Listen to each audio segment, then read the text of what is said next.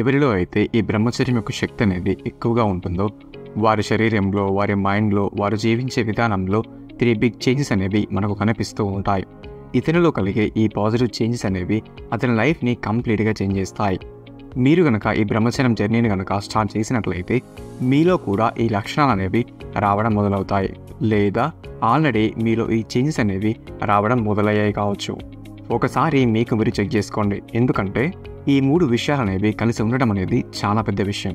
మనం చూసినట్లయితే ఒక నార్మల్ యావరేజ్ పర్సన్ యావరేజ్గా ఒక నిమిషానికి 13 నుండి 15 సార్లు ఊపిరి తీసుకుంటూ ఉంటాడు. అదే మనం బ్రహ్మమునులు, ఋషులను కనుక చూసినట్లయితే వీరు నిమిషానికి 6 నుండి 9 సార్లు మాత్రమే వారు ఊపిరి తీసుకుంటూ ఉంటారు. వారి శ్వాస అనేది వారి నాభి వరకు ఈజీగా వెళ్తుంది.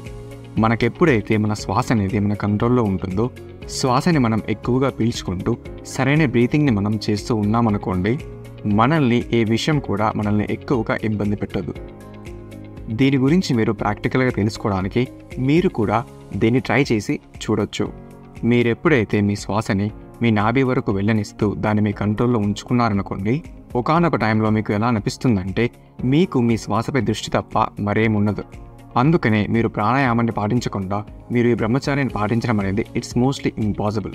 ఎందుకంటే మీ శ్వాస అనేది మీ కంట్రోల్ లేకుండా మీరు ఫాస్ట్గా బ్రీతింగ్ని చేశారనుకోండి, ఇలా మీరు చేయడం వల్ల ఇవి మీలో అనేక రకమైన ఆలోచనలను రేకెత్తించి మీలో ఈ లైఫ్ ఫోర్స్ని తయారవ్వనివ్వకుండా మిమ్మల్ని మారుస్తాయి. ఇక్కడ ఇది చెప్పడానికి రీజన్ ఏంటంటే మీరు తప్పుడు విధంగా ఊపిరి తీసుకోవడం వల్ల మీలో కార్బన్ డైఆక్సైడ్ అనేది ఎక్కువగా పెరిగిపోయి మీలో టెస్టోస్టెరాన్ లెవెల్స్ అనేవి తగ్గిపోయే ఛాన్స్ ఉంటుంది. ఇలా కాకుండా మీరు మీ శ్వాసని డీప్గా తీసుకుంటూ మీ శ్వాసను మీ కంట్రోల్లో ఉంచుకున్నారనుకోండి, దీనివల్ల మీ లంగ్స్ యొక్క కెపాసిటీ అనేది చాలా వరకు బెటర్గా మారుతుంది. అలాగే మీ స్లీప్ని చాలా వరకు మెరుగుపరిచి మీ టెస్టోస్టెరాన్ లెవెల్స్ని కూడా చాలా వరకు బెటర్గా మారుస్తుంది. అలాగే ఇక్కడ మరో క్వాలిటీ ఏంటంటే ఎవరిలో అయితే ఈ బ్రహ్మచర్యం యొక్క శక్తి అనేది ఎక్కువగా ఉంటుందో అతనిలో ఎటువంటి ఎనర్జీ అనేది తయారవుతుందంటే అతని ముందుకి ఎంతటి అందమైన అమ్మాయి వచ్చినా కానీ అతన్ని ఆ అమ్మాయి ఆకర్షించలేదు.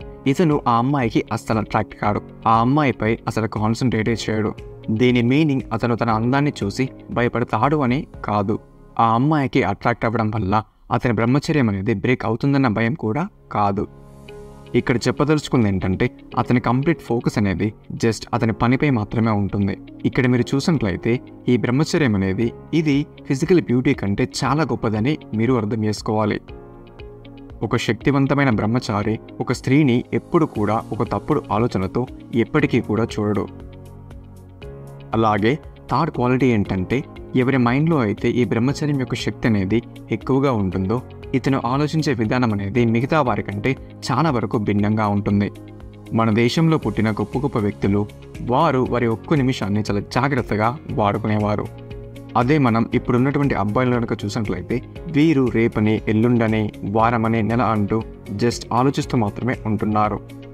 ఎవరైతే వారి ఒక్కో నిమిషాన్ని కూడా వృధా చేయకూడదని అనుకుంటూ ఉంటారో వారి లైఫ్లో వారి టైంని ఎలా వాడుకుంటున్నారో అని చాలా జాగ్రత్తగా అబ్జర్వ్ చేయండి. చూడండి, మన చుట్టూ ఉన్న వారిలో 80% పీపుల్కి వారి టైంని ఎలా ఉపయోగించుకోవాలి లేదా అసలు వారి టైం ఎటు వెళ్తుందని కూడా చాలా మందికి తెలియదు. ఒక పుస్తకం ముందు పెట్టుకుని కూర్చుని ఉండడం వల్ల వారికి ఏమనిపిస్తుందంటే వారు చదువుతున్నారు అని వారు ఫీల్ అవ్వడం స్టార్ట్ చేస్తారు.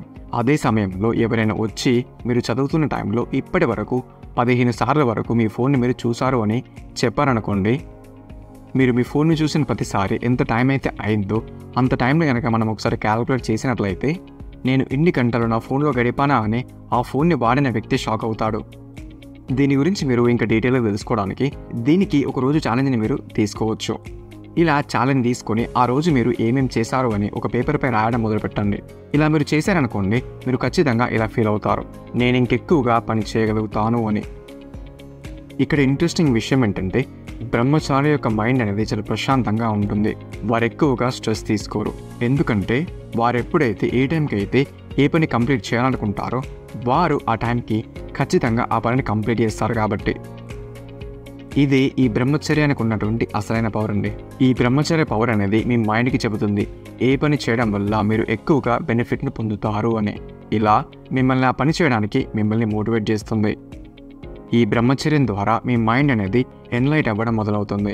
మీరు సరైన పనిని మాత్రమే ఎంచుకోవడం మొదలెడతారు. మీరు చేసే పనిలో మీకు మెంటల్లీ ఎంత ఇబ్బంది ఉన్నా కానీ మీరు మీ ఫీలింగ్స్ని పక్కన పెట్టి ఆ పనిని మీరు కంప్లీట్ చేస్తారు. ఈ క్వాలిటీ అనేది ఒక బ్రహ్మచారికి ఉన్నటువంటి ద బెస్ట్